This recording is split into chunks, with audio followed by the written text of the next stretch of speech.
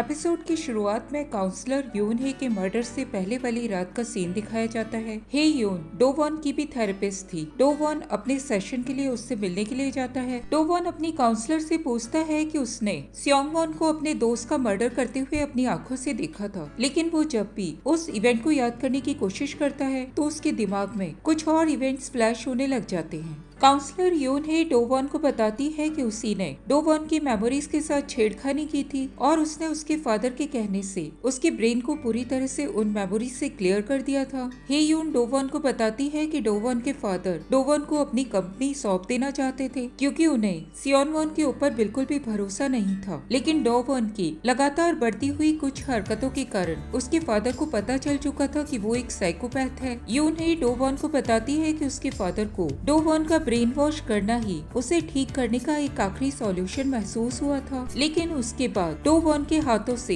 Hyeon ओ का murder हो गया था, जिससे कि डो वॉन को लग रहा था कि उसका मर्डर सियोन वॉन ने किया था। ह्योन हे के पूछने पर कि डो वॉन को उस इंसिडेंट के बारे में कितना याद है, डो वॉन ह्योन हे को बताता है कि उसे बस इतना याद है कि उसके दोस्त ने उससे पानी मांगा था और वो उसके लिए पानी लेकर आ गया था। ह्योन हे डो वॉन से पूछती है कि क्या वो अपने दोस्त के लिए सही में पानी लेकर आया था या वो कुछ और था। ह्योन हे के बहुत जोर देने पर डो वॉन को याद आ जाता है कि वो अपने दोस्त के लिए एंटी फ्रीज लेकर आया था, जो कि उसने अपने दोस्त को पिला दिया था और उसके बाद उसने अपनी नेकटाई से उसे मार डाला था। बाद में डो वॉन के फादर के ऑर्डर पर ह्योन हे ने डो वॉन की मेमोरीज को पूरी तरह से बदल डाला था, जिसके कारण डो वॉन सियोन वॉन को अपने उस दोस्त का किलर मानने लगा था। ह्योन हे ने डो वॉन को कंट्रोल करने के लिए एक क्लिकर को भी यूज किया था और उसने वो क्लिकर डो वॉन को भी प्रोवाइड किया था ताकि जब भी उसे टेंशन फील हो तब वो उस क्लिकर को यूज करके अपने आप को काम कर सके। ह्योन हे के इतना सब कुछ बताने पर डो वॉन को पूरी सच्चाई समझ में आ जाती है। डो वॉन को रियलाइज हो जाता है कि उसके साथ अभी तक क्या क्या होता आया है। ह्योन हे डो वॉन को बताती है कि उसने डो वॉन को एक अच्छे आदमी के रूप में कन्वर्ट कर दिया है और वो अभी तक के उसके किए गए एक्सपेरिमेंट की एक सबसे अच्छी क्रिएशन है। ह्योन हे डो वॉन को ये भी बताती है कि उन लोगों ने एविडेंसेस के साथ छेड़खानी की थी ताकि सभी लोगों का शक सियोन वॉन की तरफ चला जाए। ह्योन हे को अपनी इस क्रिएशन के ऊपर बहुत ज्यादा प्राउड था, जबकि डो वॉन अपने बारे में ये सब कुछ जानकर बहुत ज्यादा डर जाता है। ह्योन हे डो वॉन को बताती है कि उसने डो वॉन का ब्रेन वॉश करते समय उसको पिक्चराइज कर लिया था और अब वो पिक्चर उसके पास एक सीडी के रूप में मौजूद है। ह्योन हे उस सीडी को लेकर डो वॉन को ब्लैकमेल करने लग जाती है और वो उसे उसके बदले में एक खास अमाउंट अपने बैंक में जमा करने के लिए कहती है। डो वॉन को अचानक ऐसा लगने लग जाता है कि वो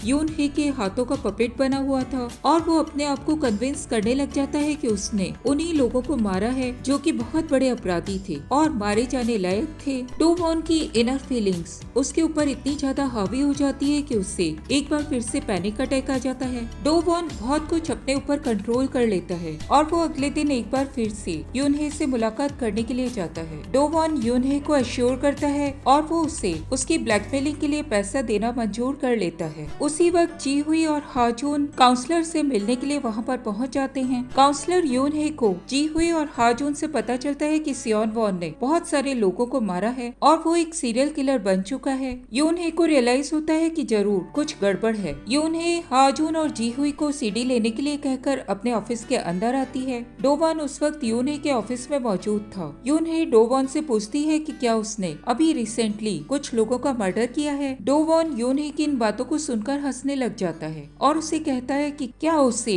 अपनी बेस्ट क्रिएशन के ऊपर डाउट होने लगा है। ह्योन हे डो वॉन को समझाने की कोशिश करती है कि उसे अब एक प्रोसिक्यूटर के रूप में ही अपनी लाइफ को नॉर्मल जीना चाहिए, लेकिन डो वॉन ह्योन हे की इन बातों से कन्विंस नहीं हो पाता और वो उस वक्त तुरंत ही ह्योन हे का मर्डर कर देता है। डो वॉन ह्योन हे का मर्डर करते हुए उसे ये भी कहता है कि अब वो अपनी मर्जी से अपनी जिंदगी को जिएगा। इधर हाजून और जी हुई को ऐसा लगता है कि काउंसलर को डायरी लेने गए हुए बहुत टाइम हो चुका है। हाजून को बहुत ज्यादा अजीब लगने लग जाता है और वो दोनों काउंसलर के ऑफिस में आ जाते हैं। हाजून और जी हुई काउंसलर के ऑफिस में आकर देखते हैं कि काउंसलर का मर्डर हो चुका है। वो दोनों ही ह्योन हे के ऑफिस को चेक करने लग जाते हैं। हाजून को काउंसलर की बॉडी के नीचे से सियोंग वॉन्ग का चार्ट मिलता है। जी हुई को तभी एक पिक्चर मिलती है जिसमें उससे डो वॉन ह्योन हे की साइड में खड़ा हुआ दिखाई देता है, लेकिन उस पिक्चर में डो वॉन का चेहरा पूरी तरह से क्लियर नहीं था। जून उस पिक्चर को हे जून को फर्दर एनालाइज करने के लिए दे देता है। इधर सियोंग वोंग को आंटी लैम के बारे में पता चल जाता है कि वो गुब्बा माउंटेन में मौजूद है। वो तुरंत ही उससे मिलने के लिए रवाना हो जाता है। हा जून, सू च्योल और हे जून तीनों ही सियोंग वोंग को फॉलो कर रहे थे। उन्हें भी पता चल जाता है कि आंटी लैम इस वक्त गुब्बा माउंटेन के अंदर मौजूद है और वो तीनों ही सियोंग वोंग के आंटी लैम के पास पहुँचने से पहले ही उससे एविडेंस लेने के लिए वहाँ से रवाना हो जाते हैं। हा जून और सू च्योल दोनों ही आंटी लैम के पास पहुँच जाते हैं और उससे कहते हैं कि अगर वो मरना नहीं चाहती है तो वो उन दोनों को उसके पास मौजूद एविडेंस सौंप दे। इधर सियोंग वोंग के आदमियों को दिखाया जाता है जो कि आंटी लैम के पास टेम्पल में पहुंच चुके थे, लेकिन सियोंग वोंग के आदमियों को आंटी लैम टेम्पल के अंदर नहीं मिलती। इधर हा जून आंटी लैम को लेकर कैफे मिनामडेंग में पहुंच चुका था। वो आंटी लैम को समझाने की कोशिश करता है कि अगर वो अपने जीवन से मुक्ति पाना चाहती है तो उसे अपनी गलतियों को मानकर अपने को मिलने वाली सजा को भुगतना होगा। हा जून इसके बाद आंटी लैम से आंटी लैम और सियोंग वोंग के बीच में होने वाली डील के बारे में बात करता है। आंटी लैम हा जून को बताती है कि उसे चियोकिंग कंस्ट्रक्शन कंपनी के चेयरमैन चा ने हायर किया था और उसके कहने पर उसने उसके एक बच्चे के मर्डर को टीसू की मदद से सुसाइड में कन्वर्ट कर दिया था और उसने टीसू की मदद से ही उस मर्डर के सभी एविडेंसेस को गायब कर दिया था। हा जून आंटी लैम से टीसू के बारे में भी बात करता है। आंटी लैम हा जून को बताती है कि टीसू उसके ऊपर बिल्कुल भी भरोसा नहीं करता, जबकि वो किसी और के ऊपर अंधों की तरह से भरोसा किया करता है। आंटी लैम हा जून को बताती है कि ये वही आदमी है जिसने कि वो सभी मर्डर किए थे। हा जून आंटी लैम को पुलिस में सरेंडर करके वहाँ पर सारी बातें बताने के लिए कहता है। आंटी लैम तब हा जून को बताती है कि वो ही आदमी जो कि मर्डरर है वो खुद ही पुलिस स्टेशन में मौजूद अपने खिलाफ सभी एविडेंसेस को खत्म कर देगा। आंटी लैम हा जून को कहती है कि वो उसे छोड़ दे और जो कुछ भी होता जा रहा है उसे वैसे ही होने दे। आंटी लैम हा जून को बताती है कि जी जियोंग की फाइल इस वक्त उसके पास मौजूद है। हा जून आंटी लैम के मुंह से जी जियोंग की फाइल के बारे में जानकर सोच में पड़ जाता है। हे जून और सू च्योल हा जून को समझाने की कोशिश करते हैं कि आंटी लैम अपने आप को बचाने के लिए झूठ बोल रही थी। हा जून मन ही मन में कुछ सोचता है और वो ये भी सोचता है कि वो अब आगे जो भी स्टेप उठाने जा रहा था वो शायद जी हुई समझ सके। हा जून उस वक्त अपने पास मौजूद एविडेंसेस को डिस्ट्रॉय कर देता है और वो जी हुई को बताता है कि वो आंटी लैम को गिरफ्तार नहीं कर सकता क्योंकि उसने एक चीज के बदले में आंटी लैम के साथ एक डीलिंग कर ली थी। जी हुई हा जून के इस स्टेप से बहुत ज्यादा परेशान हो जाती है। जी हुई और हा जून की इस बात को जी हुई की टीम और डो वॉन सभी सुन रहे थे। जी हुई की टीम और डो वॉन दोनों ही मिलकर डिसाइड करते हैं कि उन लोगों को हा जून की बात को सुन लेना चाहिए, लेकिन जी हुई हा जून के साथ मिलकर काम करने से मना कर देती है। जी हुई हा जून को क्लियर करती है कि उन दोनों के काम करने का तरीका एक दूसरे से बिल्कुल अलग है। जी हुई हा जून को ये भी बताती है कि न्याय को ढूंढने से ज्यादा न्याय पे चलना बहुत ज्यादा इम्पोर्टेंट होता है। जी हुई ये कहकर उस जगह से जाने लग जाती है। तब हा जून जी हुई को रोककर उसे बताता है कि आंटी लैम के पास जी जियोंग की फाइल मौजूद है और वो उन फाइल्स को यूज करके गोपुरी तक पहुंचना चाहता था। हा जून जी हुई को ये भी बताता है कि वो लोग गोपुरी को अरेस्ट करने के बाद आंटी लैम को भी इजीली अरेस्ट कर सकते थे। हम लोगों को दिखाया जाता है कि इन लोगों की बातों के दौरान डो वॉन थोड़ा सा डरा हुआ दिखाई देता है। डो वॉन हा जून की इन बातों को गौर से सुनता है और वो उसके प्लान को जानने के लिए उसी के साथ काम करने के बारे में सोचने लग जाता है, जिसके लिए डो वॉन तुरंत ही जी हुई के पास जाकर उसे काम कराने लग जाता है।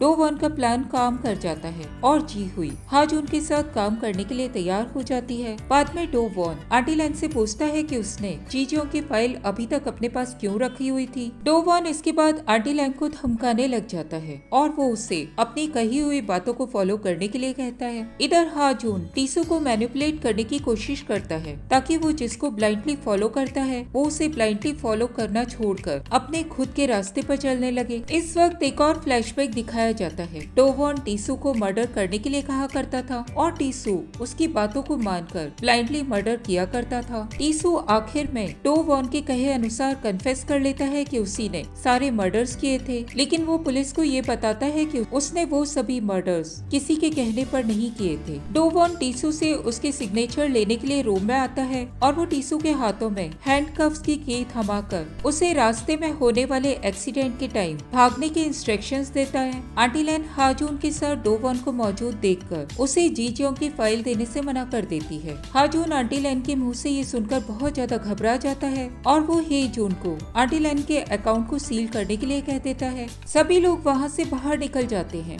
आंटी लैन सूचियोल और हे जून के साथ हाजून और जीहुई से मिलती है। इधर सियोनवॉन आंटी लैन से मिलने के लिए चला जाता है। डोवॉन सियोनवॉन को कहता है कि वो सभी चीजें अपने आप हैंडल कर लेगा और टीसू को पुलिस स्टेशन से डिटेक्टिव जैंग अपनी टीम के साथ बाहर ले जाता है। गुम्फा टेम्पल में आंटी लैन अपनी फाइल को हाजून और जीहुई को सौंप देती है। हाजून हेजून को कहकर उसके अकाउंट को उसे वापस दे देता है, लेकिन उसी वक्त आंटी लैन उन लोगों के साथ एक गेम खेल लेती है। आंटी लैन तुरंत ही उस रूम के बाहर निकल कर आ जाती है और वो हाजून और जीहुई को उसी रूम के अंदर लॉक कर देती है। आंटी लैन उन लोगों को बताती है कि उसका बॉस उन लोगों के पास पहुंचने ही वाला है। अभी उस रूम में एक गैस निकलना शुरू हो जाती है, जिसके कारण हाजून और जीहुई दोनों ही बेहोश हो जाते हैं। उन लोगों के बेहोश होते ही डोवॉन उन लोगों के रूम में पहुंच जाता है और वो हाजून के पास से उस फाइल को ले लेता है। उसी रात को हाजून की कैफे मिनामटेंग में बेहोशी टूटती है। उसे अपने सामने आंटी लैन की डेड बॉडी दिखाई देती है। हाजून अपने हाथ में मर्डर वेपन पकड़े हुए था। डोवॉन, जीहुई, हेजून और सूचियोल सभी उस कमरे के अंदर आ जाते हैं और हाजून को इस तरह से देखकर शॉक्ड रह जाते हैं। डोवॉन तभी हाजून को बताता है कि उसके पास उसे अरेस्ट करने के लिए एक वारंट है। एपिलॉग में दिखाया जाता है कि डोवॉन ने हाजून की बॉडी को पिनामटेंग के अंदर चेयर के ऊपर डाल दिया था। आंटी लैन टीसू के साथ ये डिस्कस कर रही थी कि अब वो लोग हाजून के साथ क्या करने वाले थे। आंटी लैन को डोवॉन के इरादों का पता नहीं चलता और टीसू डोवॉन के इशारे पर आंटी लैन को मार डालता है। आंटी लैन मरते मरते डोवॉन को बताती है कि वो हाजून के हाथों मारा जाएगा। डोवॉन तुरंत ही आंटी लैन के पास जाकर उसे एक चाकू के वार से खत्म कर देता है।